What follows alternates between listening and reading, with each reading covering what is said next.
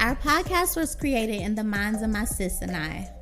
We are living, breathing experiences of women serving in the military. Our voices are not the majority. Collectively, we have the power to help each other, one sister at a time. Join us as we unpack various subjects that inspire, hinder, empower, and impact us to be the better versions of ourselves.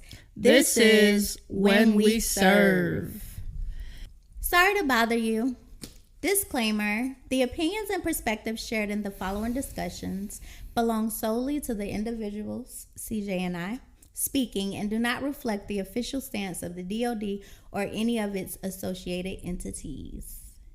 Which means my views are mine, her views are hers, and we're going to share openly and freely, keeping in mind that we are in the military. Yep, you got it. All right. Happy Black History Month. Yeah. Hey, so first of all, we just want to thank everybody who has followed us, listened to our first episode. You guys are amazing. Thank you for sharing. Yes. It's great to see everybody's support. And we hope to get this out to more people. Again, you can watch us on Instagram, YouTube, and listen to us on Spotify. I think you can also listen on Amazon Podcasts and Apple Podcasts. I haven't tested it because I use Spotify, but there is an option that I opted into. So I do use Apple, but I didn't try. But I'll verify. Dang, girl. I didn't because I had all the other ways to listen. Yeah. But thank you to everybody. We really do appreciate it. And this is just the beginning. Yes. All right. So with Black History Month, I know a lot of people in the military, because of that executive order that was signed last month, they have questions, right? I know a lot of my guys have been asking me like, well, Chief, what are we going to do? What does that mean? Something did come out, I think, January 31st? Yep. She's going to go a little bit into it, and we're just going to dive into what that actually means. All right. So, Secretary of Defense released Identity Month's Dead at DOD, which is such an odd title. But on January 1st, 2025, guidance from the Secretary of Defense, Identity Month's Dead at DOD. Our unity and purpose are instrumental to meeting the department's warfighting mission. Efforts to divide the force, to put one group ahead of another, erodes camaraderie and threaten mission execution. Going forward, DoD components and military departments will not use official resources to include man-hours to host celebrations or events related to cultural awareness months, including National African American Black History Month, Women's History Month, Asian American and Pacific Islander Heritage Month, Pride Month, National Hispanic Heritage Month, National Disability Employment Awareness Month, and National American Indian Heritage Month. Service members and civilians remain permitted to attend these events in an unofficial capacity outside of duty hours.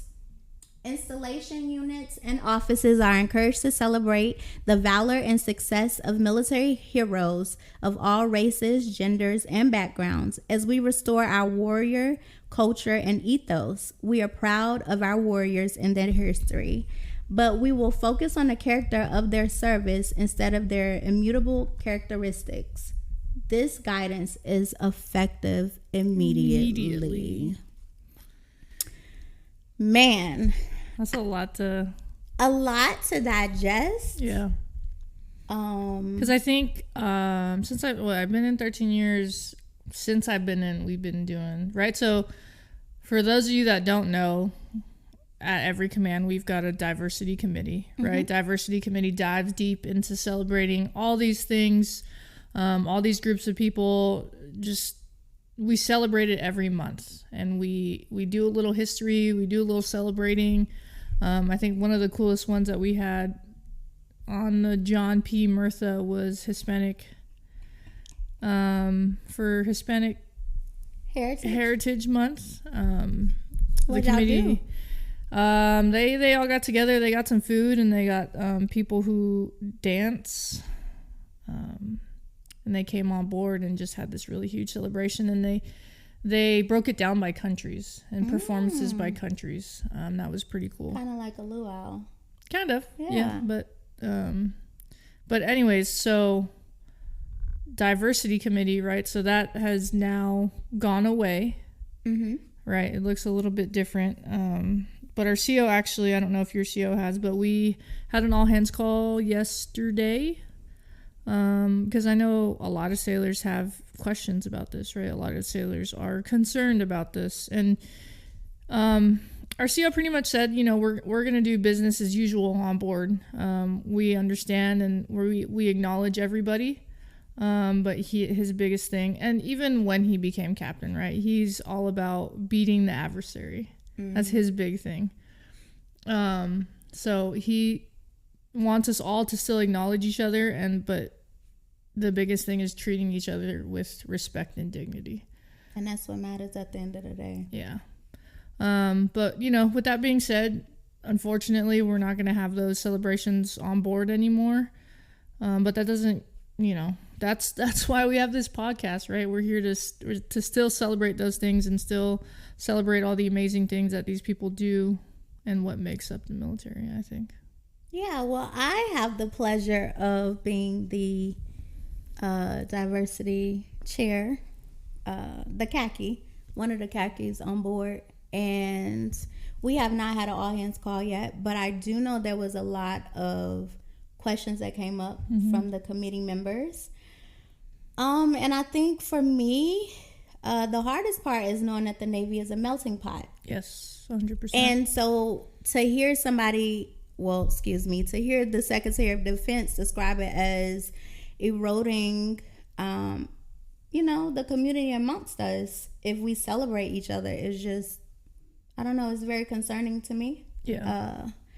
But we haven't decided how we're moving forward on board. I just think that each person, whatever month you are, you got to be bold about where you are, who you are, and be proud. Yes. And I think with it being removed, though, it teaches us that we have to learn to celebrate ourselves more. We want to know who you are. When you show up to a command, be bold about who you are. You might be the only person there, from where you're from, what nationality you are. So you have to be bold about that so people can learn about you and respect that. Yeah. I know when it was signed last month, I had a sailor, he came up to me and he was pretty worried and he was like asking me about it, and at that time we really didn't have answers. And he asked me, well, does that mean, he's Hispanic, he said, does that mean that I will get less opportunities in the Navy? And I told him 100% not. That is not what that means. And that's a big thing that I'm now going to instill harder into my sailors, that just because you look different, I mean, there's nothing that you can't do in the Navy if you put your heart to it. So don't let this hinder you from anything. That's a huge thing. I don't care what race you are, Gender. How you look, whatever. Whatever you put your mind to, you can achieve that. So don't let this stop you. They're going to try, but don't let it. It's definitely fuel to motivate you more, because not only are we affected from the racial aspect, but women. Like, we had Women's History Month, which I didn't see on the list. When I do the equality in August, Women's Equality Day, I didn't see that on there. I don't know. But Women's History Month, we got Women's Equality Day, then we got Pride Month, all those things. So we're not just represented by one thing, like our skin color. It's various things about who we are that is more room and more reason for us just to be bold. Yep. Be who we are, and don't be afraid to show anybody who you are. That is one thing. And if you have trouble, if anyone gives you trouble with that, shoot, let me know. There's enough of us out there that we got your back. Yeah, we'll speak on it. We got your back. Don't ever be afraid to be who you are. That's so true. Yeah. That's funny. Interesting. Well, you was talking about on the Murtha how y'all did the Hispanic heritage thing. I remember on the Truman, it was Black History Month. Shout out to giving them hell. I was breeded on the Truman, so I give people hell. But we did this huge celebration where like we did like Who Am I? So we had people dress up, like people in the Black community. We had people stepping, we had people performing, like lip singing, and then we had food. Like those are the type of things we used to do, which was so fun. And it wasn't just about the Black culture. It was, hey, this is who I am. This is what I'm proud of. Come learn about me. So I think that's what I'm going to miss the most. Yeah, I'm going to miss that.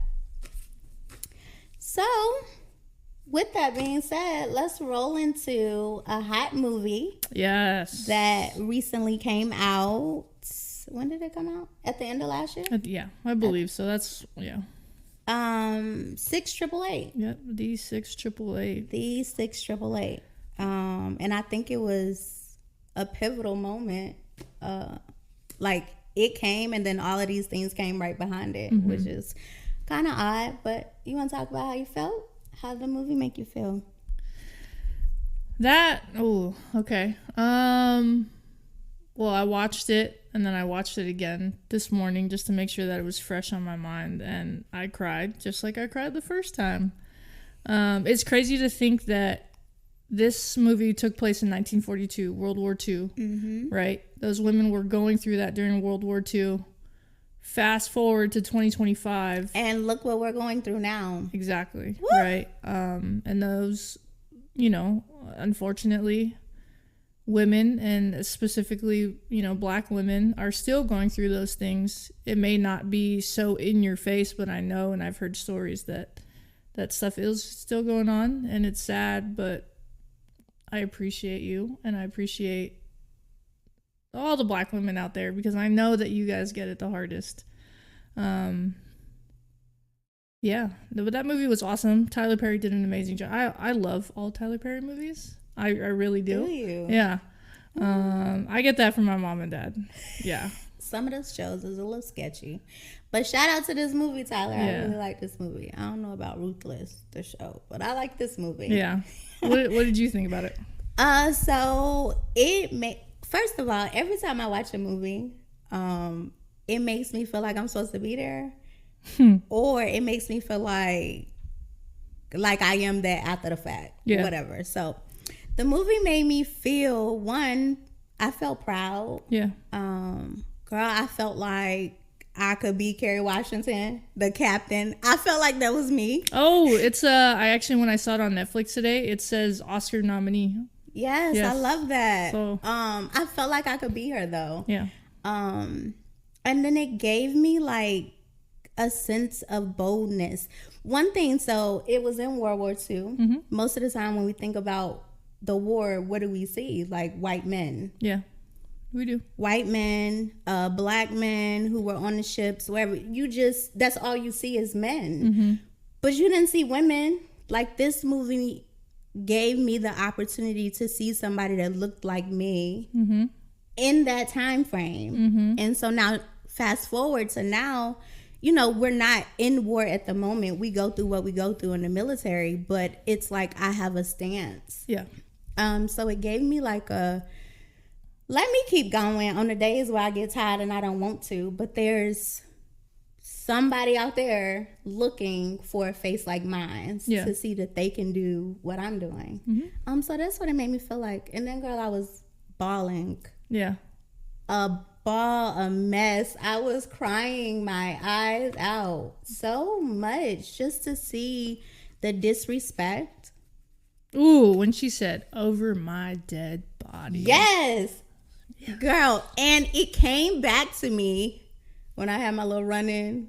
Right? But that's what it made me feel like. Like, why? Yeah. Why am I not significant enough when I wear anchors, right? The Navy believes that I'm smart enough in what I'm doing to be able to direct and lead. Why am I less than because of what you think or what you have on your collar device?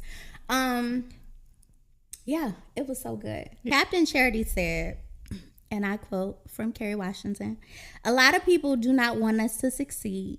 We have the most to prove." Yep.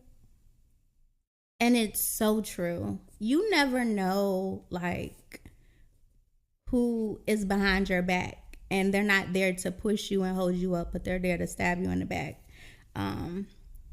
Not to change the subject, but we kind of talked about this at church today. Shout out to my pastor Anthony at Collective San Diego. But we was talking about having circles of friends that are there to carry you, or people you can be vulnerable with, and you can say, "Hey, I can't make it right now. You got my back." Or people that can intercede and pray and have faith for you. Those are the people that you need in your circle, and we need that too in the military. Yeah. So what's the quote? So in the marching scene, right, she said, "They did not send us because they thought we could do it.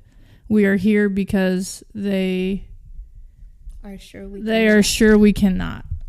Right? Like how much of a motivator is that to be like, yeah, I'm going to show you that I can do it.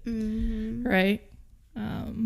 And to be able to just be like, you know what? I know this, right? I know that they're sending us here to watch us fail, but I'm going to show you that I'm going to kill this. They was given 6 months, and they completed it in 90 days. Yeah, and it was millions. 90 days. Millions. 17 million pieces of mail.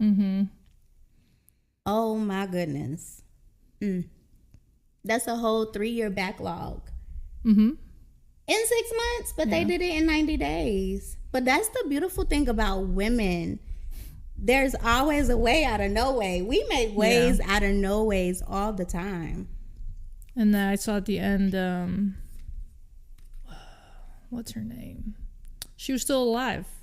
Thought that was pretty cool. I didn't know that. I actually didn't know about this battalion at all until this movie came out.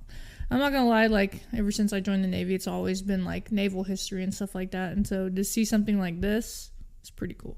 Yeah, super huge. I love it. So that's another quote that I really like from the movie too. "Soldiers, you must be perfect." This is Captain Charity talking. "You do not have the luxury to be good. You have the burden to be better." That's deep. It's super deep. It's extremely deep. I think, I wasn't in World War II, but even in this present day, I feel like I have to work 2 to 3 times harder sometimes to prove myself. And obviously perfection is nothing that's really obtainable, but it's the objective of knowing I'm constantly dotting my I's and crossing my T's. Yeah. Because somebody's looking for me to do the wrong thing. Yeah. Or they looking in my face and assume I got an attitude without talking to me, and I'm the sweetest person you ever meet. Yeah. That is one thing that I've seen. I mean, since I've known you, you kind of get a lot of slack for, you know, because you're a louder person, you're more outgoing, and so people automatically think these stupid things, and it's like, okay, well, have you really gotten to know her? And unfortunately, I feel like a lot of Black women get that in the military. Yeah, because the truth of the matter is there is some of us who are angry, have attitudes, and that's what's publicized more than those of us who are kind and have servant hearts. But I don't think it goes without reason. No, not at all. Yeah. You know, just like the movie, I mean, if you have all these people just telling you you can't, you don't belong here, well, at some point, I'm going to get an attitude too. 100%. And I mean, I'm not Black by any means, but I've also dealt with that. Being a woman, you know, and like you said, we always have to make sure that what we do is 100%, 110% the first time. Because you know what? The moment where it fails and it's not right, the first thing somebody will be like, I knew these women. I knew a woman couldn't do this. Yeah. And that's hard. That's hateful. I've even dealt with people not wanting to listen to me because I'm a woman. And that was as a seaman. Mm-hmm. I was like, I'm mind blown. And I remember he was a male. He was way older than me. Like, he came in later on. Mm-hmm. And he was a second class, but he did not want to listen to me because I was a woman. He wouldn't look at me. He didn't want to listen to me. And so I just kindly was like, can you get him up out of here? I can't work like this. Yeah. But it's crazy to think that's what we have to deal with. What is your, like, what advice do you have for younger Black, you know, service members or just anybody in general who face this, right? Because you obviously found your way, you know, like you said, you are a chief now, you are wearing them anchors and you are leading people, but somebody who's not in that position yet, what is your advice to them going through these things? First and foremost, you belong right where you are. Period. Mm-hmm. You have a seat at the table. You can enter a room and it don't even matter if somebody knows your name. You belong there. And I tell people this, advancement exams, when you going up for quarter boards, whatever, the number one thing that people forget is confidence. If you don't believe in yourself, how you expect somebody else to believe in you? Yeah. If you don't think that you belong where you are, why should somebody else believe that you belong where you are? Yeah. That's always been my motivation. Okay. Like, I'm going to show you. And then, I mean, beyond that, God got the final say. So for me, I already know this was written in the plan. And it's a part of my purpose. So I'm going to give 150% every day. Because that's all I have to give. Yeah. I can't ask my people to give their best if I don't give my best. Yeah. And my best is being open, honest, and true to who I am. Yeah. So that's my advice. Be you, be bold. Be respectful still. I mean, all the judgmental things that they expect of teeth smacking, neck rolling, eye rolling. We don't got to do all that. Okay. You don't have to do that to get your point across. You don't even have to yell, scream, and you definitely don't have to curse. Just be about your business. That's what make people respect you.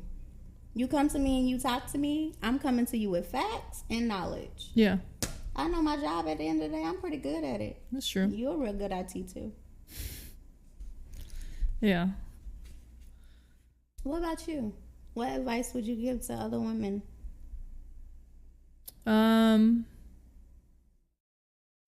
Just know that you're not alone. Oh, that's good.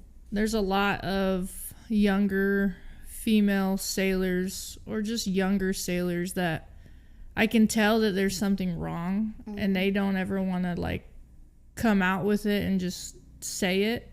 And sometimes I have to pry it out of them, but they feel like no matter what they say, it's not going to help. Mm-hmm. But just know that there is somebody around you who cares and will do something about it.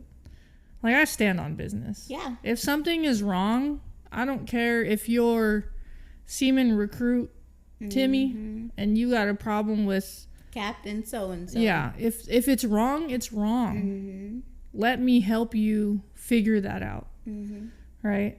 Obviously, you know, we talked about mentorship in the last episode. But that's where those people come into play, right? You're choosing a mentor because you can trust them. Trust them with these things too. Yeah. Give them the opportunity to help you navigate through these things and help you fix these things, because wrong is wrong. And I don't care what rank you are. I don't care if you're a man, you're a woman. I don't care what you are. Wrong is wrong. Yes, we will still respect the rank. Yep. Yes, we will still respect each other. But at the end of the day, like, if you're wrong, man, like, I'm going to let you know, because I don't play that game. So just know that you're not alone. You can also reach out. Yeah, we're here. But the other thing kind of to go along with that is something that you're going through. We've probably been through it before. Yeah. So we have the tools to navigate it. Yeah. And I would say in the military, I advise, to talk about it. You don't want to have to get burnt the way that we've been burnt. That's true. When we've already been through it for you. And then it's really good lessons of growth that we've developed so that you can navigate it in a different way. Yeah. I don't have regrets for things that I've seen, experienced, even the ways that people have treated me. Because I think if I was never exposed, I wouldn't be where I am right now. And I wouldn't be the type of leader that's vocal enough to stand up for the people that don't speak. Yeah. So that's real good. That's really good. You're not alone. That's really good. Well, speaking of people that's not alone, I'm just pivoting. We have some pretty amazing women. I just kind of picked a couple Black women just throughout history that most people probably don't know or we really don't talk about. I just want to highlight them just a little bit. So let's see. Dr. Patricia Bath, she invented a tool to fix cataracts in the 1980s. What's a cataract? When it affects your eye, it gets like really glossy. It can lead to you being blind. Oh, dang. Okay. Yes, an eye condition. That's what's up. Marie Van Britten Brown, she invented the first home security system. What year was that? I didn't write the year down. Oh, okay. But her name is Marie Van Britten Brown. Yeah. Alice H. Parker, she invented the first central heating system powered by natural gas. These are women, y'all. I know you love to cut this central air and heat on. Valerie Thomas, she invented the illusion transmitter, which uses concave mirrors to create 3D images from 2D images, which eventually was used by NASA. That was a woman. Oh, the movie? Yes. Hidden Figures. Yes. Yes. Yeah, that was a really good movie. Taraji, you played that part. Yeah, you did. I love really her. Good. Yep. Shirley Ann Jackson, she developed the touch-tone telephone. She also laid the groundwork for fiber optic cables. And the last person I wrote down, Bessie Griffin. During World War II, she invented an electric self-feeding apparatus to aid amputees who got hurt during the World War. Dang. That's pretty cool. That's a lot of stuff that we definitely use today. Every day. Yeah. And you never know that it was developed by a Black woman because now companies own it. Other people have patent things on top of it, but those are the roots. That's pretty cool. Super cool. I appreciate that. Super cool. One thing I love to also, I like for people to remember is history just isn't World War II or Martin Luther King Jr. or, all those things in the past. We're creating history now. Yeah. So we are history, and we have her story, right? HER story that we tell, and we have to speak. Now is the time that we shouldn't be silent. There's so many women who had to be silent back in the day, even down to us not being able to vote, girl. Yeah. Which is why we have Women's Equality Day in August, to acknowledge when we did get the rights to vote. But it's imperative to speak up. Yeah. Yeah, especially now. Don't let anybody silence you by any means. All right, so we were supposed to do this last episode, but all the technical difficulties. We're going to shout out our first sailor. Oh. Yeah. Got it. Yeah, I do got it. Good. So I'm here to shout out OS2 Kendra Blue. All right, Kendra. Yeah, one of my mentees on deployment. She's currently with Fibron 5. She's from Los Angeles. Ooh. And she's been in the Navy for 4 years. She joined during COVID, late COVID, 2020. 4 years, second class? That's awesome, girl. Yeah. She did amazing things on our deployment. She got her pin. She got her quals. I am super proud of you. I'm glad to have met you while we were on that deployment, and I know you're going to continue to do amazing things So keep it pushing. Yeah. But yeah, shout out OS2. Blue, I'm super proud of you. Yeah, we're proud of you. Thank you for serving. All right. Well, again, we appreciate everybody who has made it this far. Yeah, just stick with us. Yes. More things will come. If you have suggestions of things you want us to talk about, it's not going to always be the hot topics of what's going on right now in the military. We're going to dive deep into other things. But we love interaction. Yeah, we got our first guest next episode. Yeah.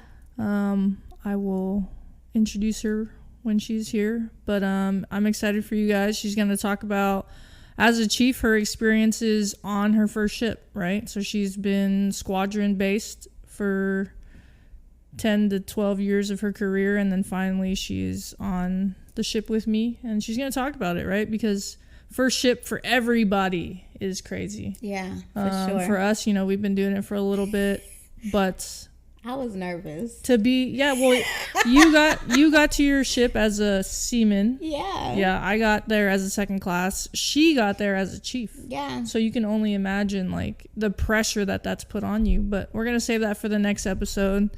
And always, I want you guys to always remember the amazing things that we do when we serve.